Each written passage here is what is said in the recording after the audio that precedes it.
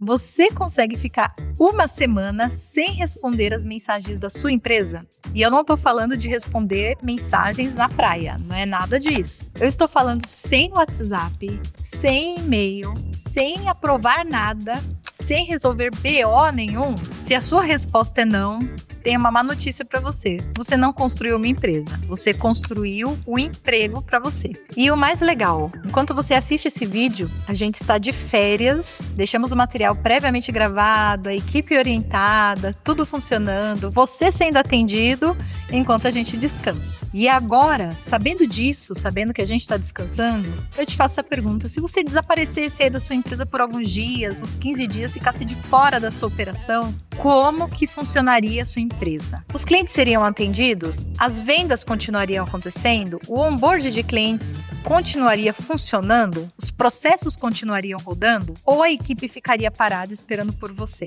Tem uma diferença enorme entre ser empresário ou ser funcionário da empresa que você criou. É uma diferença brutal.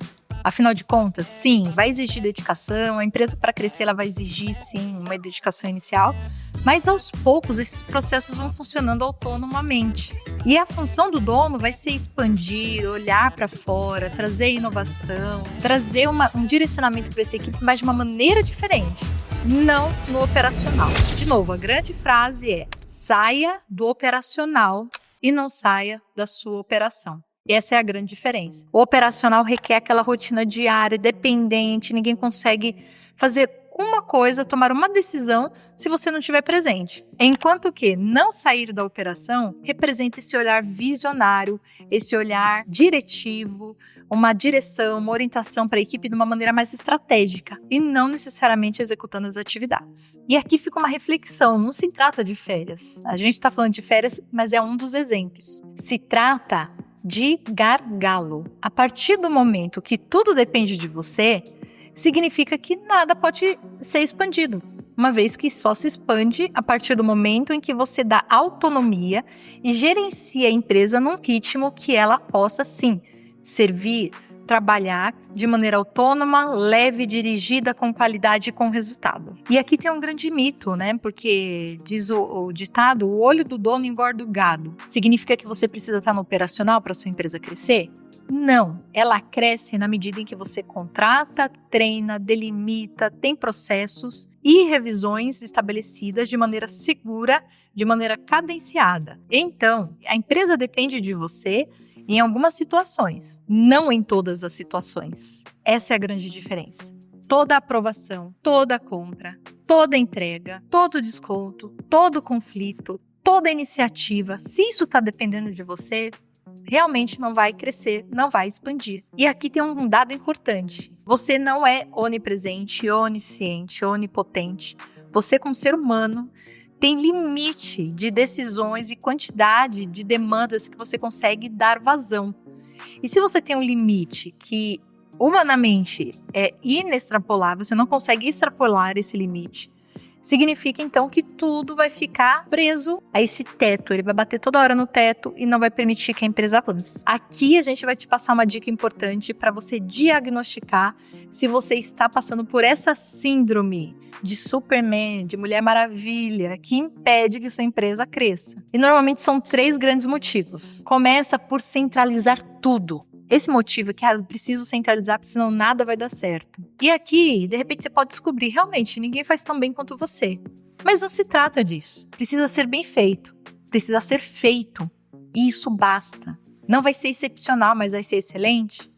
Está valendo. É sobre isso. Você conseguir replicar qualidade sem centralizar. Talvez ninguém faça tão bem quanto você. Não vai ser extraordinário, excepcional, mas vai ser feito. Vai ter qualidade. E o mais importante, você conseguiu replicar qualidade na sua equipe. Isso basta. Não fique buscando a perfeição, isso não existe. Precisa ser bom, precisa ser replicável, precisa fazer parte da sua estratégia e do seu DNA que as pessoas comprem essa ideia e consigam executar da melhor maneira possível. E tá tudo bem. Os processos estão na sua cabeça. Esse é o segundo grande motivo de você não conseguir se desvencilhar dessa operação. Tudo tá na sua cabeça? Opa, temos um problema. E talvez aqui seja o primeiro ponto que você precisa mudar, para você conseguir confiar que as pessoas vão fazer da maneira que precisa ser feito, com qualidade e, obviamente, respeitando padrões. Então, esses processos precisam estar documentados, de preferência em vídeo, gente, porque a geração de hoje, e até mesmo a gente, né, tem a questão de não conseguir mais ler documentos extensos e longos, manuais, naquele padrão de qualidade da ISO. Às vezes a ISO, perfeito, você tem um manual, tá tudo certo, mas para ser prático, como que eu faço? Mostra fazendo, grava fazendo. Isso fica acessível, fica muito mais eclético, mais palpável e sem interpretação. Então, tudo que tem padrão pode ser, sim, feito um processo e um procedimento a seguir e sua equipe fica muito mais amparada, documentada, segura para fazer o que precisa ser feito. Terceiro, sua equipe tem medo de decidir. E aqui, por que ela está com medo de decidir? Será que quando ela toma uma iniciativa, ela tem uma chamada de atenção? Será que ela é cobrada? Será que ela está sendo podada? Ao invés de ser orientada e incentivada? Infelizmente, nós temos uma série de crenças limitantes. Todos os seres humanos têm crenças que limitam suas ações. A gente já tem que lidar com diversas crenças ao longo da vida do ser humano para chegar numa empresa e a gente imputar na vida de alguém mais crenças e reforçar essas crenças. Então, no processo de liderança, a gente trabalha sempre orientação, supervisão, então faça e eu acompanho, autonomia e no quarto passo as correções do processo e não da pessoa, porque isso vai reforçar todo o conjunto de crenças dela se você fizer uma repreensão sobre algo que ela está aprendendo. Agora, se você conduzir ao processo de aprendizado, você vai colher excelentes frutos. E aí, como que a gente começa esse processo de delegação? Sem delargar.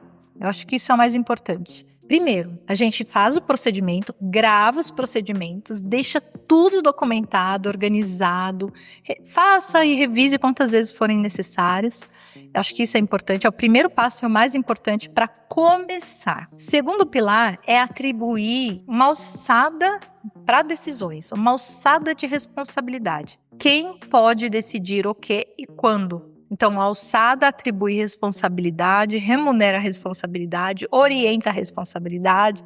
Então, não é só, você vai fazer a partir de agora X responsabilidade, sem qualquer orientação, sem qualquer procedimento, sem qualquer apoio. Isso não acontece.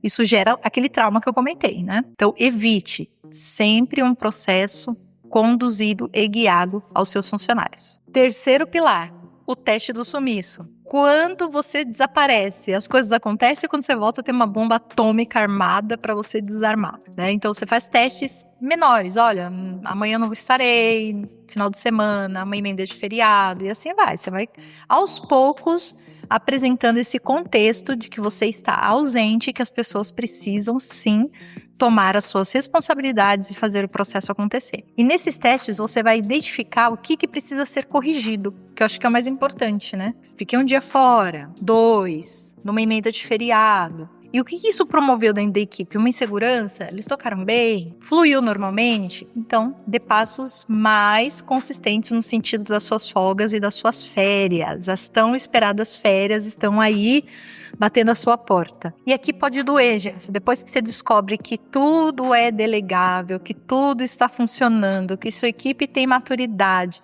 que as responsabilidades e processos estão sendo cumpridos, você vai cair numa crise existencial. E aqui talvez seja o lugar que ninguém quer chegar. No lugar onde se sinta desnecessário.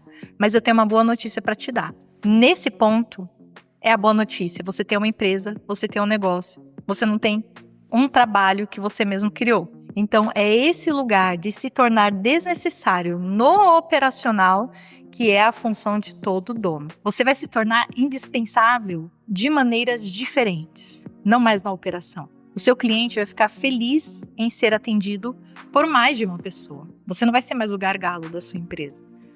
Os seus funcionários, eles vão ficar muito felizes de também receber autonomia e a sua confiança no trabalho deles. E agora deixa eu saber, quanto tempo você não tira férias? Esse canal é informativo? Mas também é o nosso canal de comunicação. Agora me conta, quanto tempo você não tira férias? Muito tempo? Conta aqui nos comentários. O Gerenciando é um canal informativo, mas também é a nossa interação, né? Deixa eu saber quanto tempo você não tira férias. E comece a aplicar esses passos: procedimento, orientação, delegação e acompanhamento, que você vai conseguir tirar suas férias e vai ter uma vida muito mais abundante, muito mais feliz, porque afinal de contas o trabalho é bom, mas o descanso depois de muito trabalho é melhor ainda. É ele quem dá significado para tudo que a gente fez. Então conta aqui pra gente quanto tempo e se esse conteúdo ajudou você a refletir um pouquinho, né, sobre a vida do empresário que não tira férias ou vida sofrida, né? E tira suas férias esse ano. Aplique esses passos que até o final do ano você vai tirar umas férias sem precisar ficar no celular e aprovando nada. A GSE é pra você.